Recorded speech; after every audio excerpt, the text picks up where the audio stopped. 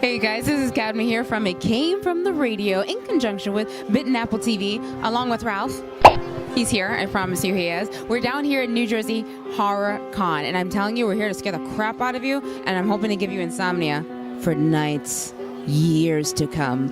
Please enjoy all the interviews that we're going to have. We're going to be checking out a couple of more things. We're going to get some interviews with some celebrities, as well as find out a little bit more about these horror books. It's going to be a blast. Say bye, Ralph.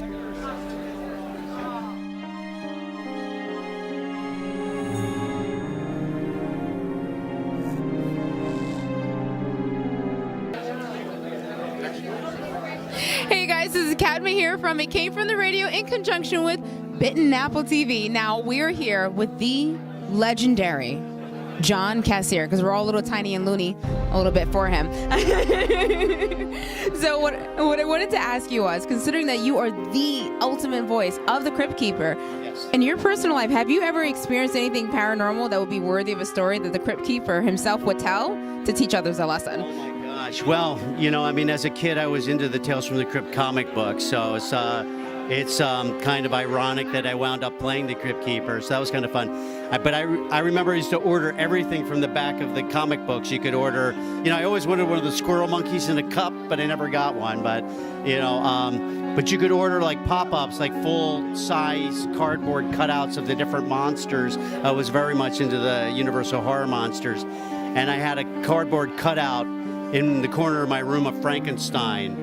And I would swear that I would wake up in the middle of the night and it would be closer. And I'd go back to sleep and I'd wake up and it would be closer to my bed.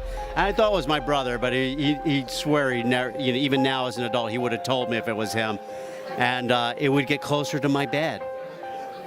I couldn't tell you why, but yeah. Oh, that is so creepy. I can't imagine just laying in bed and you're like, I know I left you over there. Yes. So my second question for you is, what is the creepiest and scariest place? I mean, as an actor, you get to travel a lot. So what is the creepiest and scariest place you've ever stayed at? Oh boy. Well, you know, I've been to a lot of castles and stuff, and you know, it's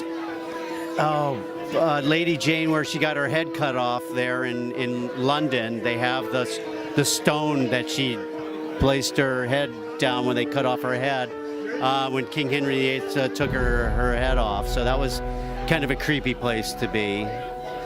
That sounds like that would be creepy. I don't know how I would feel about standing next to and this is where she was beheaded. Yes. Oh, okay. She and many others, but yeah, that was yeah. And do you have a favorite horror film that you love?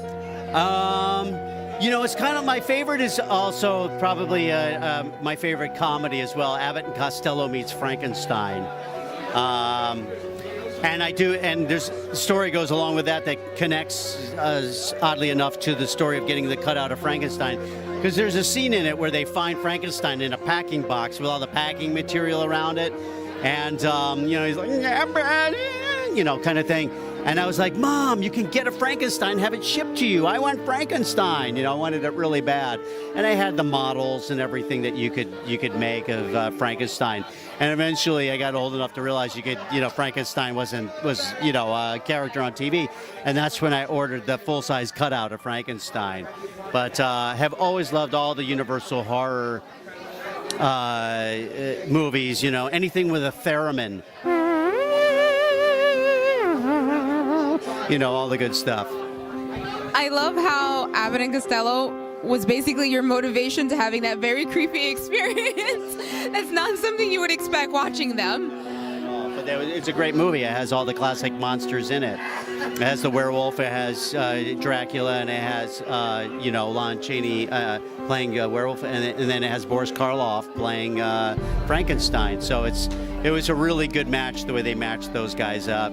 Probably the scariest movie that I remember seeing when I first saw it, and it was The Exorcist.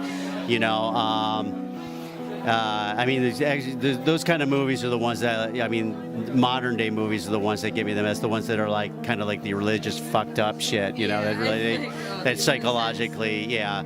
You know, Rosemary's Baby doesn't quite hold up as well as The Exorcist at this point, but. Keep you up at night thinking and wondering, like. The Omen, and you know, because those are just they somehow, I mean, because we choose to believe in religion and that there's, you know, an afterlife and all these things, and then they take it and put it in a movie, and then they make it creepy and weird, and so it's like someplace we've already gone in our beliefs. So it makes it that much more richer and creepier and scarier, you know. That's the beauty that I love about horror films. They take your place of safety and then destroy it. Yeah, definitely. You know, I mean, in the vein of Tales from the Crypt, the series was amazing to work on, and it's one of the few things I go back and watch out of all the years I've worked as an actor. But certainly, watching Tales from the Crypt was a cool thing. But the Demon Knight is you know, definitely in my top 3-4 films that I've ever enjoyed as a horror movie. It's Billy Zane is a wonderful hero, and William Sadler is a wonderful. Billy Zane is a wonderful villain, and William Sadler as a wonderful hero, and great actors, and Ernest Dickerson did an amazing job. And the Crypt Keeper is just on his game. I'm so happy you did that. Thank you so much. You're so welcome. You guys already know who he is. Thank you so much. Thank you, Bitten Apple.